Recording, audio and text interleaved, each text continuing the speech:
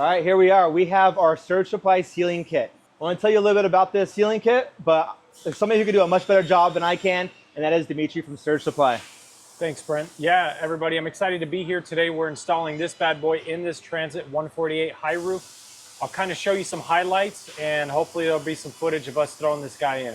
All right, guys, let me tell you why the sealing kit's special, why we wanted to use it. Well, first and foremost, it's an affordable price point, basically under $2,000 unless you get really nice materials. And the idea behind it is everything's labeled, everything's really easy to put into place. The guide is very simple and easy to follow.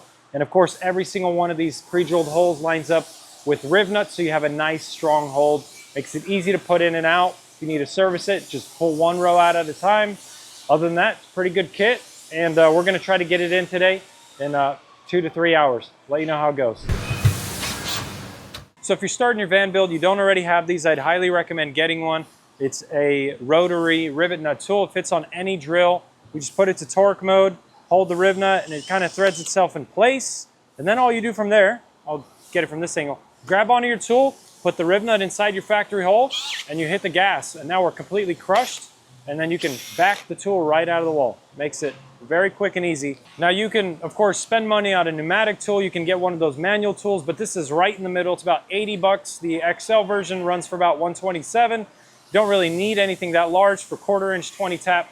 This is perfect. It's a nice price point. It'll go through 2,000 rivet nuts without a problem. And it might be the highest recommended tool I might point you to in doing a van conversion. This will save you a lot of time.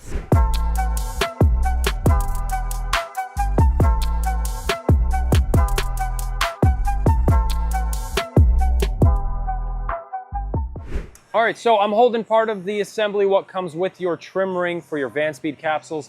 This part here is the backing. It's really simple. You just snap it over the top of that bunk window, and then the trim ring basically sandwiches between the backing and your wall panel kit. Now, the walls, at least our wall panel kit, is pre-CNC'd to match the opening of this trim ring. I'll pull this up and show you guys here.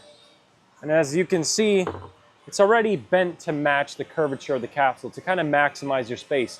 Now you may have seen some wires and a puck light on that side. It's really common for people to modify these. In this particular build, we're putting a dimmer switch and some overhead reading lights in there.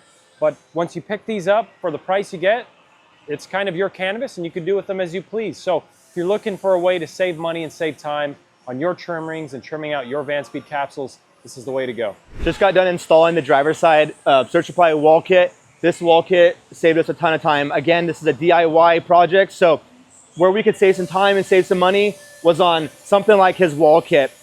I don't have access to a great CNC machine, but this thing is done. The holes are all lined up. It was so simple. I'll talk to Dmitriy about how he did this kit and what makes it so easy. As Brent said, this is kind of geared for the DIYer who doesn't have the budget for a full custom build and doesn't have a CNC just sitting around to use whenever he wants. Now, each one of these panels is labeled. It tells you where it goes. You're basically trimmed out on both sides of the walls and the doors. Of course, sprinters and transits vary a little bit. This is a transit kit, so it might not look exactly like what you have, but the general concept is you need a power drill, a screwdriver, and a weekend of some free time, and maybe a helping hand if you have friends. If you don't, you're kind of on your own. But either way, if you're looking to save time and you're on a budget, this is the way to go. Another important thing to note with the DIY kits is it's exactly what it sounds like. It's DIY. So when you get the kits, I would say it's unrealistic to expect that everything's just gonna pop on and fit perfectly every time. We have a few holes here and there that we need to widen. More importantly, a few holes that we're adding. So we know we have all these water and power lines coming out of the wall into our kitchen to power a water pump, be able to give the sink something to pull from.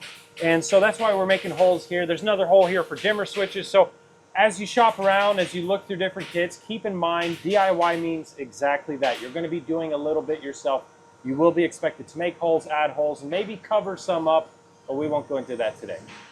In the factory plastic right here in this pillar, there's already a 12-volt supply. I'm pretty sure it's only hot when the vehicle's running, but that's better than nothing. It's already there. So what we did was just extended it a couple of feet so we can run it up through the panel. We're gonna pop it out inside of our capsule and the trim ring.